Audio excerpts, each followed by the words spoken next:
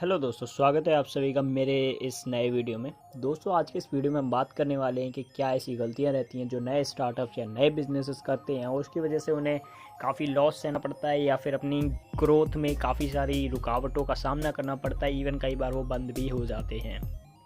आज के इस वीडियो में हम 5 ऐसे टॉपिक के बारे में बात करने वाले हैं जो कि एक नए स्टार्टअप के अंदर नहीं होने चाहिए या फिर उन्हें इन चीज़ों का ध्यान रखना चाहिए अगर वो अपना ग्रोथ या सक्सेस चाहते हैं। तो इस वीडियो को एंड तक जरूर देखिएगा। मुझे उम्मीद है मैं आपको कुछ ऐसे पॉइंट्स बताऊंगा जो शायद आपके काम आ सकते हैं। इस वीडियो में हम कुछ ऐसे पॉइंट्स के बारे में डिस्कस करेंगे जो शायद आपको पता हो, और अगर नहीं भी पता हो तो कई बार आप जोश में ऐसे स्टेप्स ले लेते हो। Lack of demand of your product और सर्विस इन द मार्केट। मतलब कई बार ऐसा होता है कि आपका जो प्रोडक्ट या सर्विस है उसकी मार्केट में इतनी डिमांड नहीं होती, या मतलब एज़ यूजुअल लोग इतना नहीं चाहते उसको ख़रीदना या लेना। तो अगर लोग लेंगे नहीं तो एज़ कम्पेयर आपकी सेल्स कम होगी, क्योंकि अगर सेल्स कम होंगी तो चलना तो छोड़ो, मतलब पैसे ही नहीं निकलेंगे तो फिर आप आगे कैसे बढ़ सकते हो अपने स्टार्टअप में। तो आपको प्रॉपरली ये चीज़ चेक करनी पड़ती है मार्केट में कि आपके प्रोडक्ट या मतलब सर्विस की नीड है कि नहीं, आपके कॉम्पिटिटर कौन कौन हैं और वो क्या स्ट्रेटजी फॉलो करते हैं अपनी सेल्स को इंक्रीज़ करने के लिए। नंबर 2 पॉइंट ये है जो कई सारे स्टार्टअप्स लेते हैं, वो ये है कि रॉन्ग मूव में कई बार आप स्टार्ट में एक बड़ी टीम बना लेते हो। फॉर एग्जांपल कई सारे लोगों का मानना ये होता है कि यार स्टार्ट में हम ज़्यादा अच्छी टीम बना लेंगे, कैपिटल इन्वेस्ट कर देंगे तो मे बी इन फ्यूचर जो हमें अच्छे प्रोजेक्ट्स मिलेंगे तो उसको हम हैंडल कर सकते हैं, हमारे पास टीम की कमी नहीं होगी।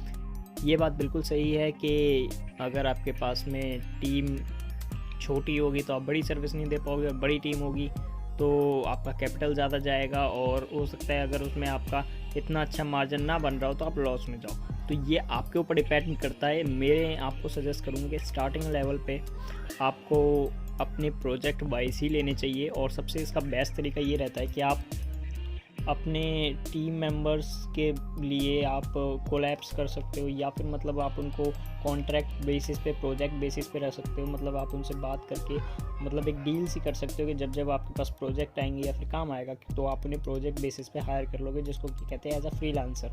अगर स्टार्टिंग लेवल पे आप इस तरीके से चलोगे तो आपका कैपिटल कम इन्वेस्ट होगा, और अगर आपका कैपिटल कम इन्वेस्ट होगा तो आपको एक लंबी चौड़ी टीम हायर करने की ज़रूरत नहीं पड़ेगी।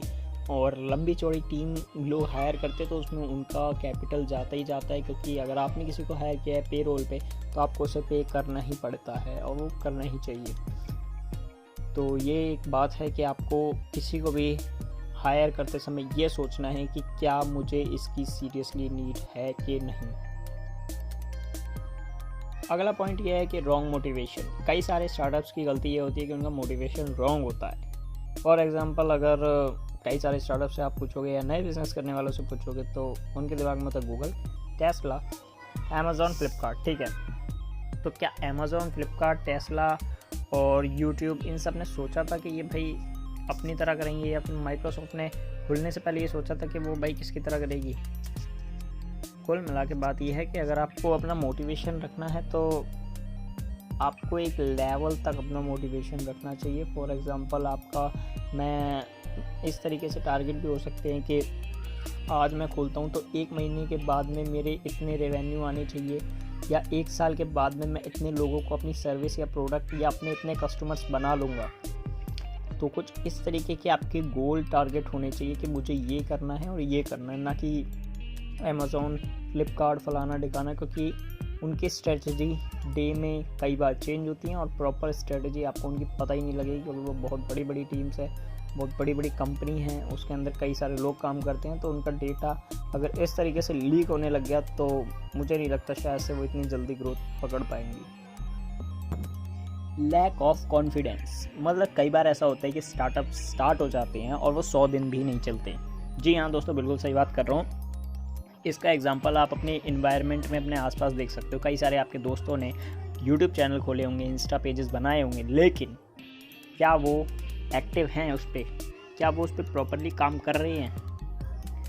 मेन चीज़ ये होती है कि कई बार उनका जो जोश होता है वो नीचे गिरने लगता है कि जब हमें रिस्पॉन्स नहीं मिल रहा, हम अपना ये कर रहे हैं, वो कर रहे हैं।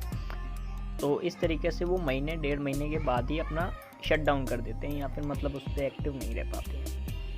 तो कुल मिला के देखो दोस्तों, ऐसा है कि कई बार बिजनेस को बढ़ने के लिए टाइम लगता है। ये बात आप और मैं या कोई भी हो अच्छे से जानता है कि बिज़नेस को बनाने में और बढ़ाने में दोनों में अच्छा खासा टाइम लग जाता है। कई बार लक होता है। तो आप बाकी चीज़ों को एक तरीके से लॉटरी समझ सकते हो कि अगर आपका चल जाए जल्दी से, या अगर आपने आज स्टार्ट किया और 10-12 दिन बाद आपको एक अच्छा रिस्पॉन्स मिलने लग गया, तो उसको आप एक तरीके से अपनी लॉटरी समझ सकते हो।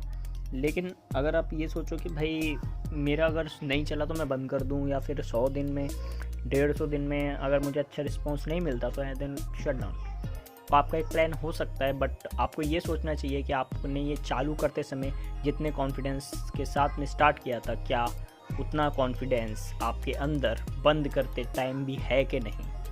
ये चीज़ आपको होनी चाहिए, क्योंकि कई सारे स्टार्टअप्स इसलिए बंद हो जाते हैं क्योंकि उनके अंदर मोटिवेशन ख़त्म हो जाती है, कॉन्फिडेंस बिल्कुल ड्रॉप होने लगता है।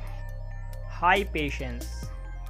कई सारे जो लोग होते हैं वो अपना बिज़नेस अगर स्टार्ट करते हैं तो मेरा क्या मतलब सबका मानना यही होगा कि उनके अंदर जो पेशेंस लेवल है वो एक तरीके से ये लगा लो कि इनफाइनाइट टाइम्स तक होना चाहिए, या फिर मतलब इतना ज़्यादा हाई होना चाहिए कि आपका सामने वाला थक जाए लेकिन आपको अपना पेशेंस लूज़ नहीं करना। फॉर एग्ज़ाम्पल कई बार ऐसा होता है कि अगर आपका कस्टमर या अगर आपका कोई क्लाइंट है वो आपको चेंजेस देता है, या फिर अगर उसकी तरफ से कुछ मतलब आती हैं ऐसी चीज़ें कि जिससे कि आपको थोड़ा सा एक्स्ट्रा काम करना पड़ रहा है, या फिर मतलब उसको सेटिस्फाई करने के लिए आपको थोड़े से एक्स्ट्रा एफर्ट्स लगाने पड़ रहे हैं, तो वो आपको लगाने चाहिए। क्योंकि आपको अगर बिज़नेस स्टार्ट करना है या स्टार्टअप करना है तो एकदम मेल्टन आयरन की तरह बनना पड़ेगा। मतलब कि आप इसको इस तरीके से समझ सकते हो कि एक लोहे का पीस आपने भट्टी में डाला है तो वो कितनी लपट सह सकता है, और एक लपट सहने के बाद में वो मेल्ट हो जाएगा। ठीक है, तो मतलब आपको भी इस तरीके से करना है कि आप कितना अपने पेशेंस लेवल को बढ़ाते हो, क्योंकि आपको एक अच्छा पेशेंस लेवल रखना इसलिए ज़रूरी है। अगर आपका मार्केट में या फिर अगर आपकी फील्ड में अच्छा मैं कहूँगा कि पोर्टफोलियो या फिर अगर अच्छा रिस्पॉन्स रहेगा, अच्छा एटीट्यूड होगा, तभी आपको रेफरेंस से काम मिलेगा और तभी कोई दूसरा बंदा आपका रेफरेंस देगा जब वो खुद सेटिस्फाई होगा आपके पॉजिटिव नेचर से। तो आपको नेचर अपना पॉजिटिव ही रखना है और लोगों के लिए इस तरीके से काम करना है कि वो आपका रेफरेंस देते समय एक बार भी ये ना सोचे कि मेरी कोई बेइज्जती या फिर मुझे बाद में अपने ऊपर शर्मिंदा ना होना पड़े। तो इसलिए आपको अपना पेशेंस लेवल इस लेवल तक करना है जिस लेवल तक आपका क्लाइंट सेटिस्फाई या फिर अगर आपका कस्टमर है तो वो सेटिस्फाई ना हो जाए। तो दोस्तों आज के इस वीडियो में मुझे उम्मीद है आपको पसंद आया होगा। अगर पसंद आया तो प्लीज़ लाइक करें, चैनल को सब्सक्राइब करें, और इस तरह की कुछ इंटरेस्टिंग वीडियोस मैं डालता रहता हूँ वीकली। तो मिलते हैं फिर अगले वीडियो में, तब तक के लिए गुड बाय, टाटा।